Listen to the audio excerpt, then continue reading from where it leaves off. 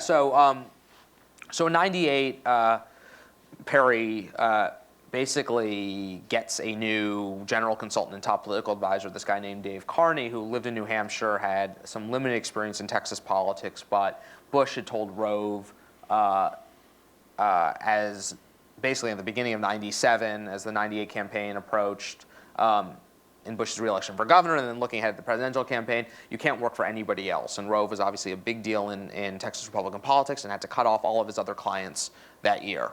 And so Rick Perry went shopping for a new political advisor, and he found this guy, Dave Carney. And Carney had been, he'd come of age politically in New Hampshire, working for John Sununu, ended up working on George H.W. Bush's New Hampshire campaign in '98, and moved into the Bush White House, and by '31, I think, was the political director of the Bush White House. And then afterwards, he became what was known as a general consultant, which meant that he was kind of at that table of specialist consultants. He sort of played the role that a contractor would play at a construction site. So the same way that the contractor will bring in the plumber and bring in the carpenter and kind of make sure that everybody is doing their job, the general consultant would bring in the mail guy and bring in the phone guy. And so these two experiences, having been political director of the White House, where you basically spent all day on conference calls with consultants running like candidates around the country who are all begging you either to send Dan Quayle to their state or not send Dan Quayle to your state or whatever they cared about. And then being at the center of these sort of consulting tables for candidates, he developed a real suspicion about the consulting profession. And a version of the critique I mounted earlier, he was really concerned with the fact that people were paid whether or not they won. He found this to be like a grave affront to the idea that their goal should be winning the race for the candidate. And he also really chafed at the problem that he had no way of honestly, it was his job to arbitrate those debates where the TV guy would say, let's put more money on TV, and the mail guy would say, let's do more mail, and he felt like he had no basis for refereeing that debate. There was no way of knowing what actually worked. And so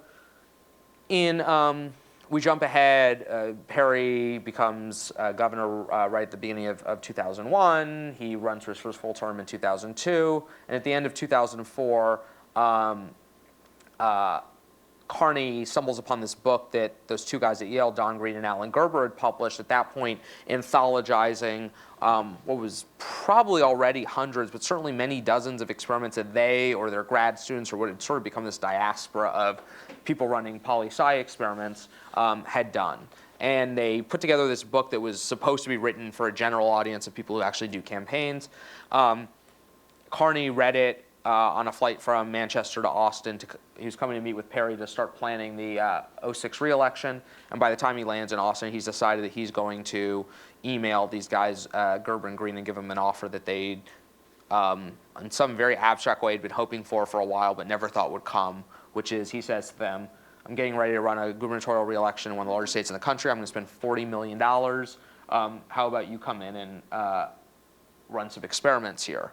And they'd had a problem because they had been relying on a university research budget, a human subjects review board approving all of their tests, and occasionally they collaborated with groups that were operating under a part of the nonprofit tax code that allowed them to mobilize voters, but they couldn't actually do partisan work. And so they'd been through in a lot of nonpartisan get out the vote registration projects, but they'd never been in a real partisan candidate campaign because they couldn't actually spend nonprofit money doing partisan persuasion work.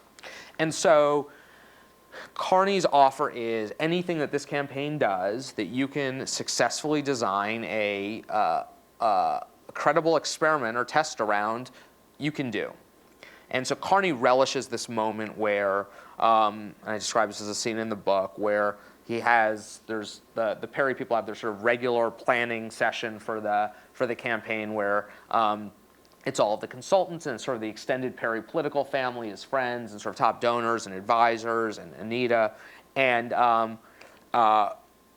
Carney unveils these four guys he's brought in that he calls the eggheads, which are the two guys from Yale, and then they bring in two Republican political scientists, one of whom is Darren Shaw, more or less because they want cover because they're going into a room full of Texas Republicans, and there are two guys from Yale who've done a year or two earlier experiments with Acorn. And Carney says, these 4 guys are gonna, I've given them freedom to test anything you do. And he loved it because he thought it was finally a way to audit all of these consultants and vendors who he thought had been selling him stuff that he couldn't measure before. And so they use this license to test stuff that we have had basically no other way of measuring in an empirically credible way, which we have not been able to test, which is the really big stuff in campaigns. And so for 3 weeks in January of 2006, they randomly assign all of Perry's television and radio buys across 18 of the 20 media markets in Texas. And for several days, they randomly assign Perry's travel. And so for the better part of a month, in the midst of a gubernatorial campaign that everybody is covering as though Perry's going to Lubbock because he needs to be in Lubbock, and he's putting 750 points on TV because in Corpus because strategically that's what he wants to do. In fact, it was randomization software on, I think, Darren's computer that was making the decision about that for the sake of this experiment. And they, the punchline now, it took 6 years for this punchline to pay off, but Rick Perry has probably made a larger contribution to the academic study of political science in the United States since, I think, any politician since Woodrow Wilson. And there's certainly more journal articles that were incubated in that campaign than in any of Wilson's. Right. So Rick Perry's intervention in higher education. Now, as a follow-up to that, I've got, or one of them, we can edit that out. I've got to follow up on that and ask you what you think of Carney's success in Texas since then, though, because his last couple rides here have been pretty rough. Yeah. So how do you kind of assess Carney's role in that? I mean, what do you make of that, just more broadly? Yeah, and I don't know enough about the sort of dynamics of the Dewhurst race to weigh in on it that much. I mean, I think Carney was a great character because, and first of all, he's an incredibly smart guy, and he has all the right skepticisms that are really rare for a political professional to have about the environment in which he works.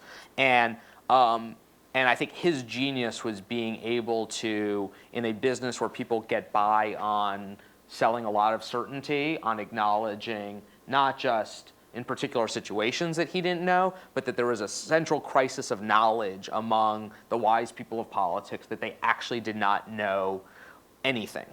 And that is, there's nothing outwardly about Dave Carney that screams humility, but there's a certain type of intellectual humility to that, which is really rare in that profession.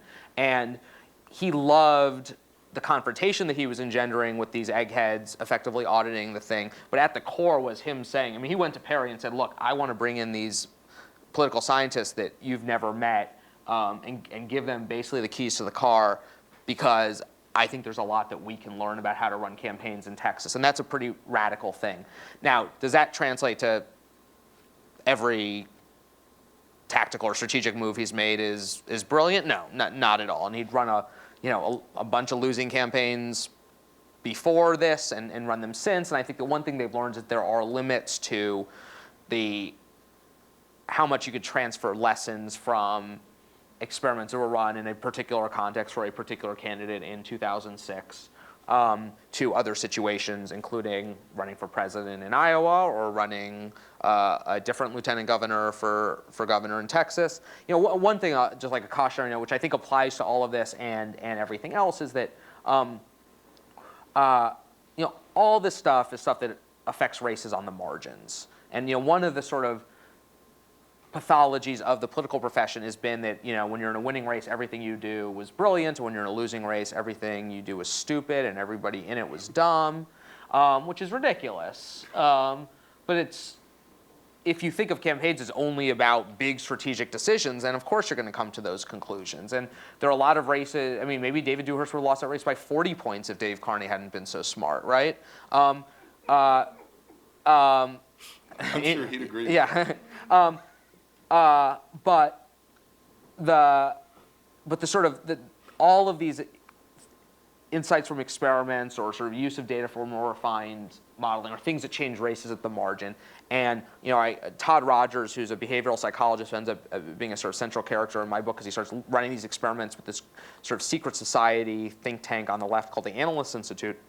He'd go around to groups encouraging them to collaborate on experiments, and he'd always say, there's a lot we can learn from this, but we can't change the overarching architecture of a race. So if you have a bad candidate or who's running in the wrong moment, or their party's unpopular, or they have positions that are not liked, or they can't remember things in a debate, or whatever it is, like, we can't fix that. That has nothing to do with that. And at some point, this process of making campaigns smarter doesn't mean that you can turn somebody who's just ill-suited for the moment, as I imagine we'd all agree in retrospect as Evan that Dewhurst was, as right for it.